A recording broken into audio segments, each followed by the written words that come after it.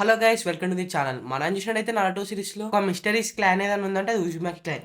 చెప్పినట్టు చూపించినట్టు చూపిస్తారు దాన్ని. మళ్ళీ ఇందులో మెయిన్ క్యారెక్టర్ అయిన నరుటో కూడా ఆ క్లాన్ కే బిలాంగ్ అవుతాడు. ఇప్పుడు మనం ఆ క్లాన్ ఎలా వచ్చింది, అది ఎంత పవర్ఫుల్, ఆ క్లాన్ ని ఎవరు డిస్ట్రాయ్ చేసిరో తెలుసుకుందాం. Hello guys, my name is Vishnu. Welcome to shadow of anime. మీరు కూడా కొత్తగా వచ్చిన సబ్స్క్రైబ్ చేసుకొని మన షాడో లిస్ట్ లో జాయిన్ అయిపోండి. మనం నరుటో డేటా బుక్ ప్రకారం చూసినట్టయితే ఉజుమాకి క్లాన్ అషిరా ఓట్సుకు నుంచి అయితే డిసెండెడ్ అయ్యింది. అయితే వీళ్ళు సెంజు క్లాన్ కి బెడ్ రిలేటివ్స్ అన్నమాట. ఇక వీళ్ళ అడ్రస్ కి వచ్చేసి వీళ్ళ విలేజ్ పేరు ఉజుషియోకా కురే. మీకు కనడానికి రాకపోతే దాని హిడెన్ హెడ్డి విలేజ్ అని కూడా పిలవచ్చు. ఇదైతే మనకి హిడెన్ విలేజ్ కి రైట్ సైడ్ లో ఉంటది. ఎక్కడో చదివిన ఎండ్ ఆఫ్ వ్యాలీ దాటంగానే ఇదే వస్తుంది. అంటే ఎండ్ ఆఫ్ వ్యాలీ అంటే సాస్కే వర్సెస్ నరుటో అవుతుంది కదా, అది దాటంగానే ఇదే విలేజ్ వస్తుందంట. ఇక ఈ క్లాన్ లోగో వచ్చేసి ఇది. ఈ క్లాన్ లీడర్ వచ్చేసి ఇతని పేరు వచ్చేసి ఆషినా ఉజుమాకి. ఈ విలేజ్ లో వేరే క్లాన్ వాళ్ళు ఉంటారంటే ఉండరు, ఎందుకో కూడా మీరే వింటారు కదా. ఇక ఈ విలేజ్ లీడర్ వచ్చేసి కూడా ఇతను ఎంత పవర్ఫుల్ అంటే ఒకటే టైంలో మదరాని అలానే అషిరామని ఆపగలుగుతాడు. అందరు ఉజుమాకి క్లాన్ మెంబర్స్ లో మనం సిమిలర్ గా ఏం చూడొచ్చు అంటే రెడ్ కలర్ హెయిర్, స్పెషల్ చక్ర, అలానే కొంచెం లైఫ్ ఎక్కువ ఉంటుంది. ఎలా అంటే ఒక పర్సన్ 50 సంవత్సరాలు బతికేది ఉంటే వీళ్ళు 60 సంవత్సరాలు బతుకుతారు. ఇలా ఫూయిన్ జుట్సు గురించి మాట్లాడుకుంటే ఫూయిన్ జుట్సు అంటే సీలింగ్ టెక్నిక్స్ అన్నమాట. వీళ్ళ సీలింగ్ టెక్నిక్ ఎంత పవర్ఫుల్ అంటే జస్ట్ హ్యాండ్స్ యూజ్ చేస్తే టేల్ బిస్ట్ అని పట్టుకోగలుగుతారు. ఏ మార్క్స్ కూడా యూజ్ చేయాల్సిన అవసరం లేదు. ఈ సీలింగ్ టెక్నిక్ చూసి అషిరామా ఉజుమాకి వాళ్ళ క్లాన్ తోటి ఫ్రెండ్షిప్ చేస్తారు. ఉజుమాకి క్లాన్ వాళ్ళు సీలింగ్ టెక్నిక్సే కాదు, హీలింగ్ టెక్నిక్స్ కూడా చాలా బాగా యూజ్ చేయగలుగుతారు. ఎగ్జాంపుల్ చెప్పాలంటే కారిన్. సాస్కేకి ఎప్పుడు చక్ర అవసరం ఉన్నా, హీలింగ్ అవసరం ఉన్నా కారినే పక్కపొంటి ఉంటుంది. వాళ్ళ తానున్న ఇంకో స్పెషల్ ఎబిలిటీ ఏంటంటే సెన్సరీ ఎబిలిటీ. వాళ్ళ చక్రాన్ని యూజ్ చేసి చుట్టూ ఉన్న వాళ్ళ చక్రాన్ని సెన్స్ చేయగలుగుతారు. ఎగ్జాంపుల్ గా చెప్పాలంటే కారిన్. ఫైవ్ నేషన్స్ కాగేస్ కలిసి మీటింగ్ పెట్టుకున్నప్పుడు మనం అక్కడ చూసినాం కారిన్ ఎంత మంది చక్రాన్ని సెన్స్ చేసిందో. ఇంకోటి వచ్చేసి అందరు ఉజుమాకి క్లాన్ వాళ్ళు వాడతారో లేదో తెలియదు కానీ ఉజుమాకిలో ఉన్న లేడీస్ మాత్రం ఇది వాడతారు. అదే చక్రా చైన్స్. మనం దీన్ని చూసినాం కూడా. కుషిన చాలా సార్లు 9 టెన్స్ పట్టుకోనికి చక్రా చైన్స్ యూజ్ చేస్తారు. అలా యూజ్ చేస్తారు కాబట్టి మీతో ఉజుమాకి వాళ్ళ రూపంలో మాత్రమే 9 టెన్స్ నేయమంటే, ఎందుకంటే అది కంట్రోల్ తప్పినప్పుడల్లా ఇవిలతో వాళ్ళు కంట్రోల్ చేయగలుగుతారు. ఇంకా మీకు ఉజుమాకి క్లాన్ వాళ్ళు ఎంత పవర్ఫుల్ అర్థం కాకపోతే దీంతో అర్థమైపోతుంది. మనం చూసినట్టయితే మినాటో యూజ్ చేసే రిపర్ డెడ్ సీల్, అలానే తాడుకాయ కూడా యూజ్ చేసింది కదా రిపర్ డెడ్ సీల్.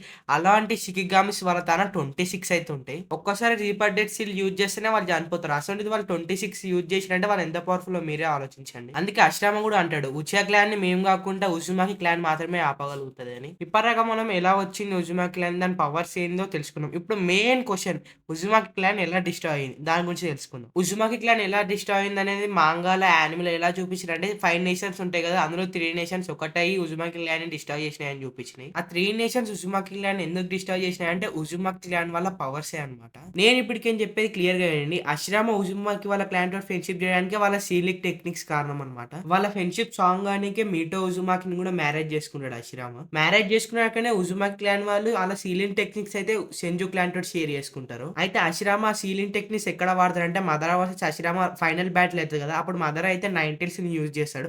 దాన్ని సీల్ చేయడానికి అయితే అషిరామా వాడతారు అనమాట వాళ్ళ సీలింగ్ టెక్నిక్స్ ని. 9 టెల్స్ ని క్యాప్చర్ చేసినాక అషిరామా అయితే దాన్ని మీటో ఉజుమాకి లోపల సీల్ చేస్తాడు. అషిరామా అక్కడికేం చాగడు. అన్ని టేల్ బిస్ట్ అవి పోకిమాన్ పట్టుకున్నాడు ఒకదాని వెనుకోలా. అది చూసిన 4 నేషన్స్ అయితే భయపడితే అన్ని టేల్ బిస్ట్ పట్టుకుంటూ ఎప్పుడు వాళ్ళ మీద అటాక్ చేస్తాడు. ఇప్పుడు అదే స్ట్రాంగ్ అయిపోయింది అని చెప్పి ఒక డెసిషన్ తీసుకుంటారు. అదేం డెసిషన్ అంటే అషిరామా హెడ్ పైన బౌంటీ పెడతారు అనమాట. అది తెలుసుకున్న అషిరామా నాకు ఇలా వద్దు, నాకు పీస్ కావాలి, ఇలా అయితే మళ్ళీ వార్ స్టార్ట్ అవుతుంది అని చెప్పి ఆ టేల్ బిస్టెడ్ అయితే చాక్లెట్లు వంచినట్టు వంచేస్తాడు అందరికి. ఇదైతే మనకి యానిమీలో ఉంది. నేను ఇడికని చెప్పేది మొత్తం గెస్ట్ చేసి చెప్తున్నా, మళ్ళీ చెప్తున్నా, ఇడికని చెప్పేది మొత్తం గెస్ట్ చేసి చెప్తున్నా. ఎందుకంటే ఆ ముంగట జరిగింది బట్టి నేను మిగతా అయితే నేను గెస్ట్ చేసి చెప్తున్నా. మళ్ళీ మీరు లేదు లేదు అట్లా కాదు ఇట్లా కింద కామెంట్ చేయకండి. ఇడికని మొత్తం నేను గెస్ట్ చేసింది చెప్తున్నా. నాకు తెలిసి అషిరామా టేల్ బిస్టెడ్ వంచినాక మిగతా 4 నేషన్స్ కలిసి ఒక డెసిషన్ తీసుకోవచ్చు. అదేంటంటే అషిరామా అంతగానం సీలింగ్ టెక్నిక్స్ యూజ్ చేయడానికి కారణమే హిడెన్ ఎడ్డీ విలేజ్, అదే ఉజుమాకి విలేజ్. వాళ్ళ తన సీలింగ్ టెక్నిక్స్ నేర్చుకున్నాడు ఎంత పవర్ఫుల్ గా ఉందంటే ఒకవేళ వాళ్ళే వస్తే మన 4 నేషన్స్ పరిస్థితి ఏందని ఒక డెసిషన్ తీసుకొని ఉజుమాకి విలేజ్ పైన అటాక్ చేయొచ్చు. అంత పవర్ఫుల్ విలేజ్ ని మళ్ళీ వీళ్ళెట డిస్ట్రాయ్ చేసిరు అంటే నా తన ఒక థియరీ ఉంది చెప్తానండి. అదేంటంటే అషిరామా నాకు తెలిసి హిడెన్ హెడ్డీ విలేజ్ ని మోసం చేయొచ్చు. అలా ఎందుకంటే హిడెన్ హెడ్డీ విలేజ్ చాలా పవర్ఫుల్. ఒకవేళ అది వార్ స్టార్ట్ చేస్తే మనం ఎవ్వరం గెలవలేమని చెప్పి 4 నేషన్స్ అషిరామాని నమ్మించవచ్చు. అది నా అషిరామా నాకు తెలిసి వాళ్ళ జుట్సుల నుంచి ఎలా తప్పించుకోవాలో చెప్పొచ్చు. అందుకే కోనా విలేజ్ హెల్ప్ చేయలేదు అనుకుంటా. నాకు ఇందులో ఏం నమ్మబుద్ధి అయితే లేదు, కానీ నేనే థియరీ చెప్పిన. ఎందుకు నాకు నమ్మబుద్ధి అయితే అంటే నరుటో డేటా బుక్ ల ప్రకారం చూస్తుంటే అషిరామా ఫస్ట్ గేమ్ నింజా వార్ తర్వాత అయితే చనిపోయాడు. కానీ కుషినా బ్యాక్ స్టోరీలో చూసినట్టయితే సెకండ్ షినోబి వార్ తర్వాత అయితే ఉజుమాకి విలేజ్ డిస్ట్రాయ్ అయిందని చెప్తుంది. అంతకన్నా ముందే అషిరామా చనిపోయాడు. అందుకే అషిరామా ఇందులో ఏం తలబెట్టకుండా వచ్చని నాకు అనిపిస్తుంది. అది కాకుండా కోనా విలేజ్ హిడెన్ హెడ్డీ విలేజ్ కి ఎంత లాయల్ గా ఉంటుందో మనం చూసినాం. ఎక్కడ చూసినాం బ్రో అంటే అలా డ్రెస్సెస్ పైన ఉంటాయి కదా ఉజుమాకి సింబల్, అదే. ఇప్పుడు సెకండ్ థియరీ గురించి చూద్దాం. అదేంటంటే ఉజుమాకి క్లాన్ వాళ్ళ హెడ్ వెయిట్ అనమాట. హెడ్ వెయిట్ అంటే వాళ్ళ వాళ్ళొక కోపం మనం చూసినాము. కుషిన చిన్ని అవిట్లకే కోపం పడిపోతది. కారిన్ గూడా మనం చిన్న ఎంత సైకో అంటే చిన్న అవిట్లకే మొత్తం రచ్చ చేస్తది. ఇక నాగోటో గురించి చెప్పాల్సిన అవసరమే లేదు. ఇంకోటొచ్చేసి ఉజుమాకి క్లాన్ వాళ్ళకి ఎదుటోళ్ళతో ఓడిపోవడం అస్సలు నచ్చదు. ఎప్పుడు వాళ్ళు పైనే ఉండాలి. అదే వాళ్ళకి శత్రువు గావచ్చు. ఇది తెలుసుకున్న మిగతా నేషన్స్ నాకు తెలిసి వాళ్ళ పైన అటాక్ చేయొచ్చు. మరి అంత పవర్‌ఫుల్ విలేజ్ అట్లా ఎట్లా ఓడిపోవచ్చు అంటే మనకి ఇటాచి చెప్పిండు. ప్రతి ఒక్క జుట్స్‌కి ఒక వీక్‌నెస్ ఉంటది. ఇది గూడా అలానే గావచ్చు.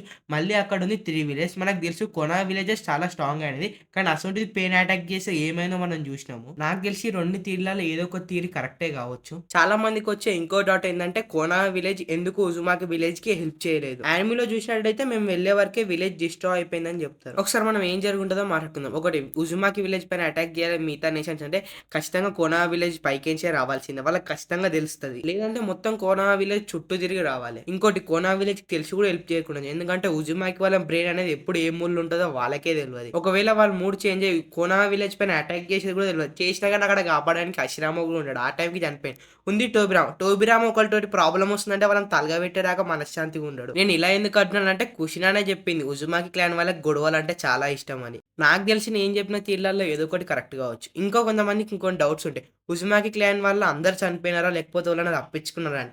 మనకు తెలిసి తప్పించుకున్నోళ్ళు మనం ఇద్దరే చూసినాం. ఒకటి నాగోటో వాళ్ళ ఫ్యామిలీ, ఇంకోటి కారెన్. కుషినాని కూడా అనుకుంటే మాత్రం తప్పు. కుషినాని ముందే ఇరెండిఫ్ విలేజ్ తీసుకెళ్ళిపోతది. అండ్ గైస్ ఇది నాకు తెలిసింది. జరిగింది, నేను ఊహించింది, నేనైతే చెప్పేసిన. మీకు ఇంకా ఏమైనా డౌట్లు ఉంటే కింద కామెంట్ చేయండి. నేనైతే వీటిని షార్ట్ రూపంలో చేసి అప్లోడ్ చేస్తాను. ఇది నాకు తెలిసిన ఉజుమాకి క్లాన్ యొక్క ఇన్ఫర్మేషన్. నేను ఏదైనా మిస్ చేసి ఉంటే కింద కామెంట్ సెక్షన్ లో మీరు నాకు చెప్పండి. అలాగనే దీంట్లో నేను ఏమైనా తప్పులు చెప్పున్నా కానీ కింద కామెంట్ చేసి నాకు చెప్పండి. And that's it for video. ఈ వీడియోకి ఇంతే. నెక్స్ట్ వీడియోలో మళ్ళీ కలుస్తా. మీకేమైనా ఎక్స్ప్లెయిన్ కావాలంటే కింద కామెంట్ చేసి చెప్పండి. సబ్స్క్రైబ్ చేసుకొని పక్కన బెల్ ఐకాన్ ఆన్లో పెట్టుకోండి. బాయ్.